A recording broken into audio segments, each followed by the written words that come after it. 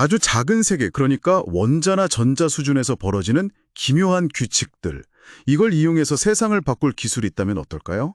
오늘 저희가 함께 살펴볼 자료는 바로 당신이 보내주신 양자공학 배경 설명 문서입니다.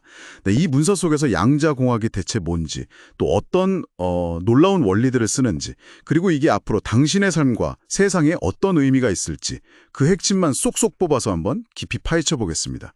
이게 좀 복잡하게 들릴 수도 있지만요. 가장 흥미롭고 또 중요한 부분 위주로 명확하게 정리해 드릴게요. 자, 그럼 바로 시작해 볼까요? 우선 양자공학, 이게 정확히 뭘까요? 문서에서는 20세기 초에 나온 양자역학 원리를 실제 기술로 구현하는 공학 분야다, 이렇게 설명하고 있네요. 네, 맞습니다. 핵심은 그거죠. 눈에 보이지 않는 원자, 전자, 광자 같은 아주 작은 미시세계의 독특한 현상들 있잖아요. 예를 들어 입자가 여러 상태에 동시에 존재하는 중첩이라던가, 아니면 멀리 떨어진 입자가 서로 막 연결된 것처럼 행동하는 얽힘 같은 거요. 이런 원리들을 그냥 연구만 하는 게 아니라 그걸 실제로 제어해서 기존 기술로는 할 수 없었던 그 한계를 뛰어넘는 새로운 시스템이나 장치를 만드는 것. 네, 바로 그 공학적 응용에 초점을 맞춘다는 점이 중요합니다. 아, 그 중첩이라는 개념이 참 흥미로운데요. 입자 하나가 동시에 여러 상태에 있다. 이게 사실 잘 와닿진 않거든요. 이게 기술적으로는 그럼 어떻게 쓰일 수 있는 건가요? 네, 좋은 질문이세요. 비유를 하자면 동전 던졌을 때 공중에서 빙글빙글 돌고 있을 때는 이게 앞면인지 뒷면인지 결정되지 않은 상태잖아요. 우리가 딱 잡아서 보기 전까지는요. 큐비트, 그러니까 양자비트라는 것도 비슷하게 0과 1 상태를 동시에 가질 수 있습니다. 이 중첩 원리를 이용하면 하나의 큐비트가 동시에 여러 값을 처리할 수 있게 되는 거죠. 그래서 이론적으로는 기존 컴퓨터와는 비교할 수 없는 수준의 병렬 연상 능력을 갖게 됩니다.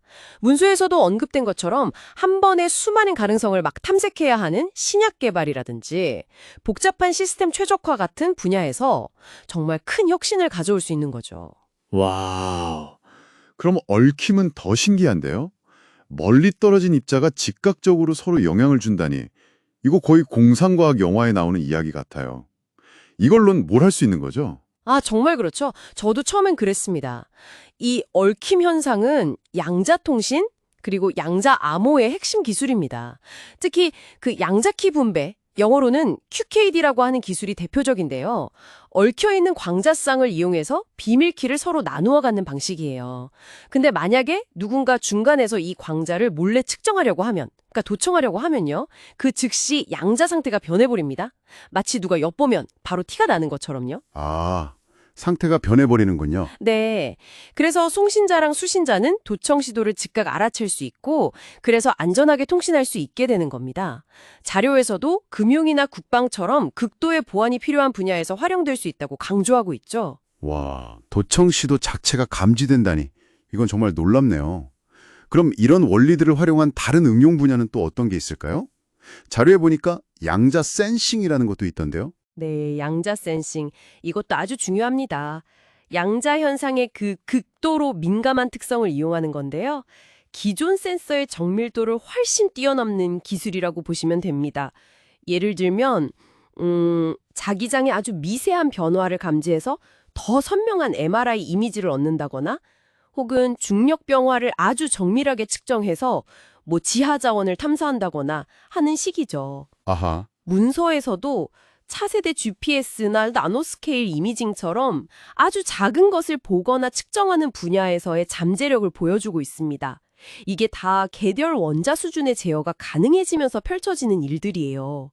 당신의 건강검진이나 내비게이션, 정확도 향상에도 직접 영향을 줄 수 있는 기술들이죠. 듣고 보니 양자 컴퓨터, 통신, 센싱 외에도 양자 소재나 양자 광학 분야도 있던데, 이쪽은 또 어떤 역할을 하는 건가요? 네, 그쪽도 중요하죠. 양작점 퀀텀 닷이나 초전도체 같은 새로운 물질들, 이런 것들은 사실 방금 말씀드린 양자 컴퓨터나 센서 같은 걸 구현하는 데 필수적인 기반이 됩니다. 동시에 이 소재 자체가 예를 들어 에너지 효율을 극대화하는 차세대 태양전지나 배터리 또는 고해상도 디스플레이 같은 데 활용될 잠재력도 가지고 있고요. 그러니까 다른 양자 기술들을 가능하게 하는 동시에 그 자체로도 또 다른 혁신적인 응용 분야를 만들어내는 거죠. 와, 정말 다양한 분야에 걸쳐 있네요. 그래서인지 자료에서는 2030년대쯤이면 이 양자 기술이 국가 경쟁력의 핵심 인프라가 될 거다, 이렇게 전망하고 있더라고요. 왜 이렇게까지 중요하게 보는 걸까요? 양자 기술 자체가 가지는 파괴력도 물론 강력하지만요. 진짜 중요한 건 이 기술들이 인공지능 AI, 빅데이터, 사물 인터넷 IoT 같은 다른 4차 산업혁명 핵심 기술들과 결합될 때입니다. 그때 나타날 시너지 효과가 정말 클 것으로 예상되기 때문이죠. 산업과 경제 전반에 걸쳐서 어쩌면 우리가 지금은 상상하기 어려운 수준의 혁신을 일으킬 수 있거든요. 아, 다른 기술과의 융합이군요. 네. 자료에서도 주요국들이 왜 앞다투 관련 법을 만들고 투자를 늘리면서 기술 패권 경쟁을 벌이는지 그 이유가 바로 여기에 있다고 지적하고 있습니다.